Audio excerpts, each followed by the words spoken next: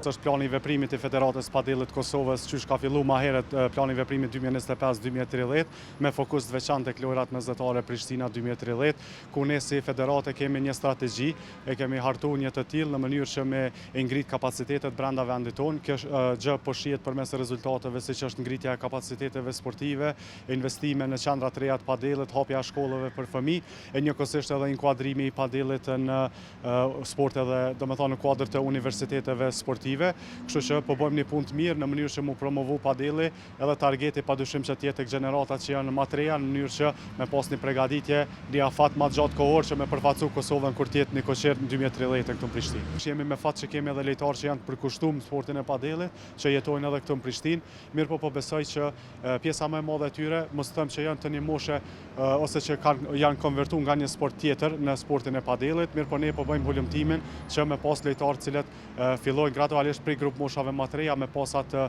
brumin, ta quaj kështu të padillit edhe me pas me kalu në nivelin profesional shumë ma lehtë.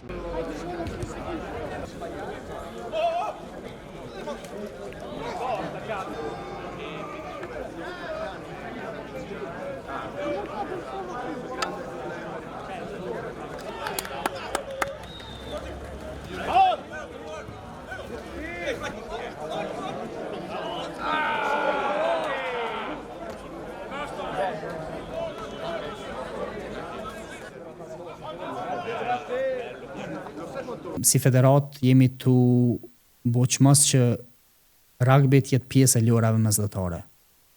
2030 në Kosovë. 2030 në Kosovë. Çka po presim tash është vetëm një konfirmim nga komiteti i lojrave mesdhetare.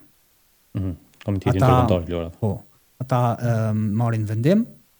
Ne i kemi kry pjesën tonë, po shpresojmë që kanë më kanë rugby edhe pjesës. Unë jam i bindëm që po, për shkak se na vetë se kemi fillu angazhimet e rinis, sepse na menojmë që rinia ka më kanë pjesë e lojrave mesdhetare. Moshatarët 17, 18 që më bu gati për lojra mesdhetare. Na vetë se kemi fillu me kampe edhe jemi tu kërku kampe jashtë Kosovës, ku mujna me investu në këtë rini.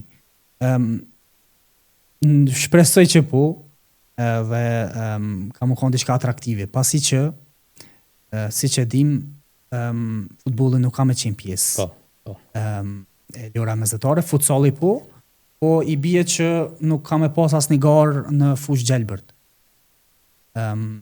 Edhe rugby do ta zëvendëson. Edhe rugby do ta zëvendëson këtë sport, pasi që po investohet masivikisht në fushat futbollit, pse mos të jetë rugby një sport lojra mesdhetare.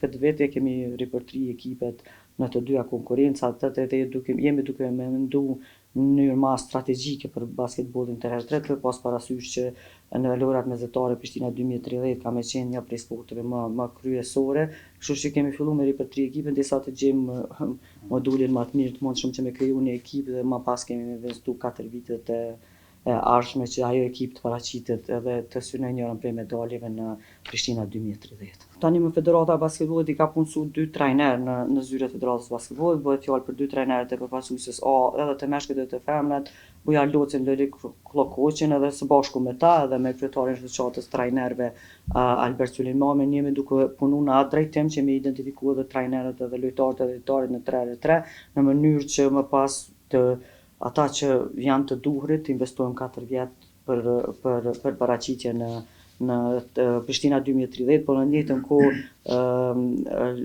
kjo duke fillu prej Tiranë të 2026 lojrave mesdhetare, është një mundësi, FIBA ka hap një mundësi që shtetet që e sigurojnë, e fitojnë në lojrat mesdhetare me pas më lehtë qasjen në lojrat olimpike.